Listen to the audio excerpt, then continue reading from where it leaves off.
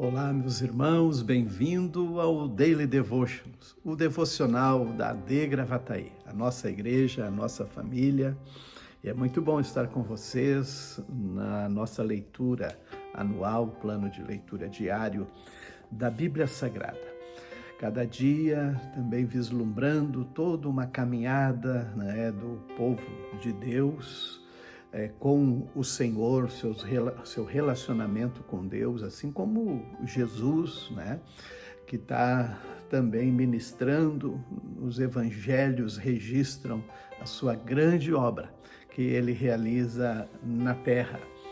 E já passamos por Mateus, Marcos, Lucas, estamos no Evangelho de João, e assim vamos indo, com a bênção do Senhor. E aqui estamos no 10º dia de maio, no primeiro livro de Samuel, capítulo 8 e 9. Nesse relato desse texto, nós vamos perceber uma transição que está acontecendo dentro do governo de Israel, do período dos juízes, sendo Samuel, o último juiz de Israel e também profeta, assim para o regime de monarquia. Pois geralmente essas situações nós percebemos já por outros relatos, outros acontecimentos, que no momento de crise, a crise de liderança, vem e então há uma manifestação das pessoas naquela época desejando um rei. Veja, Samuel tinha 2 filhos, Joel e Abias, e infelizmente eles não tomaram a mesma postura, a mesma atitude de seu pai Samuel. Em algum momento, mesmo Samuel sendo uma pessoa extraordinária, um homem de Deus, um homem dedicado, certamente as suas ocupações eram muito grandes, por todo Israel, julgando Israel, e enfim, conduzindo, liderando o povo. Mas sobre tudo isso, os seus filhos tomaram um outro rumo, mais corrupto, pervertido, ainda que ele, Samuel, os colocou como juiz e eles julgavam Israel em Berseba. Mas em algum momento houve uma falha nessa transição também, nessa orientação para que eles tomassem a real atitude de um juiz, alguém designado para governar e dirigir também o povo.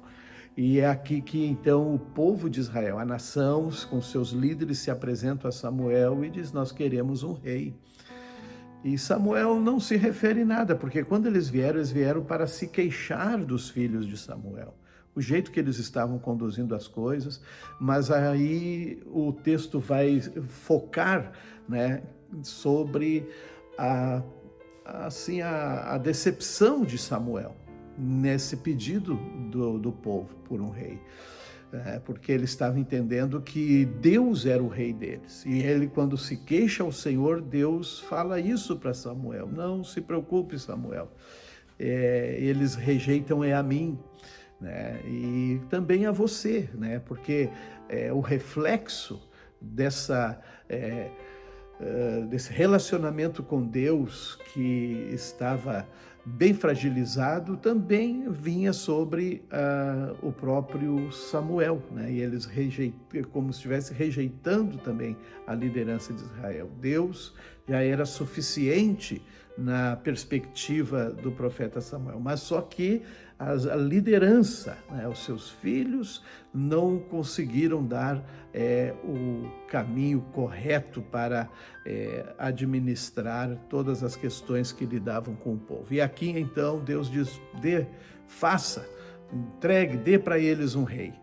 E então Samuel entendeu que essa também era a permissão de Deus para o povo. E acontece agora então o episódio, como Saul, que era da tribo de Benjamim, ele veio a ser ungido o primeiro rei de Israel. Então aqui está introduzindo Saul, né, que era da linhagem da tribo de Benjamim, e aconteceu que por uma circunstância também, né, o Saul, buscando pelas jumentas de seu pai, veio então até a cidade onde estava Samuel, e ali ele então, encontrando com Samuel, Samuel percebeu que ele seria o rei, o escolhido, né, para ser rei de Israel. Tanto que o que Deus havia falado para Samuel, né, um dia anterior, do encontro com Saul, Deus disse: tu vai encontrar por essas horas, ele vai vir, e deu bem realmente como o Senhor falou. Sacrificou a Deus, não é? E depois, então, encerra a leitura desse episódio com Samuel na iminência de entregar uma palavra, uma mensagem para Saul.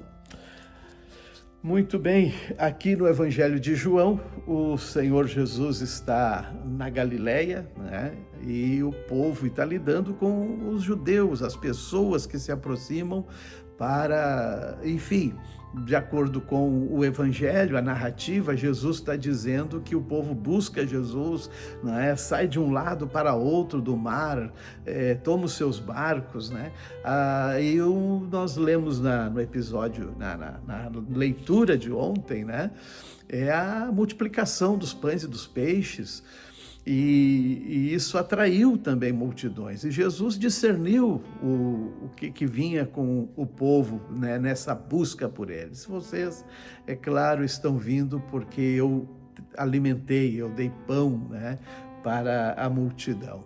E por isso vocês chegam até mim. E aí, então, eles falaram: mas Moisés também deu pão para o povo de Israel no Egito. E aí Jesus disse: não, foi Deus, né? Deus proveu, e eu sou o pão descido do céu. Quando Jesus começa esse discurso, né, da sua natureza, né, espiritual, como aquele que é o que preenche o vazio da alma de um homem, né, e que é suficiente para, enfim, a eternidade, né, com Deus e o relacionamento com o Senhor, eles tiveram muita dificuldade. Mas assim o Senhor, então, segue o seu ministério na Galileia. Os Salmos, ele está ainda narrando os desvios, os tropeços de Israel no deserto, né, apontando em Meribá como o povo, né, provocou Moisés também a ter um deslize que motivou a ele não entrar na terra prometida.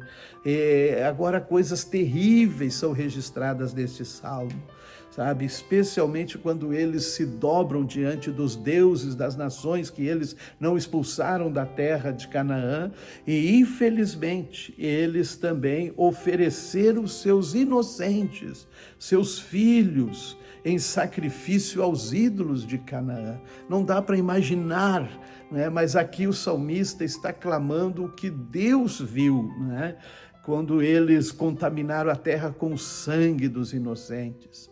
Certamente ofereceram a Maloque, né, esse que era o Deus que recebia as crianças como sacrifício. E ainda, além disso, seus atos perversos. E esse amor aos ídolos foi considerado um adultério de Israel com o seu Deus. Assim, Deus os entregou às nações e disse: o pecado os destruiu. Assim, eles viveram grandes consequências. Que Deus tenha misericórdia e nós permaneçamos firmes e fiéis ao Senhor. Deus nos abençoe.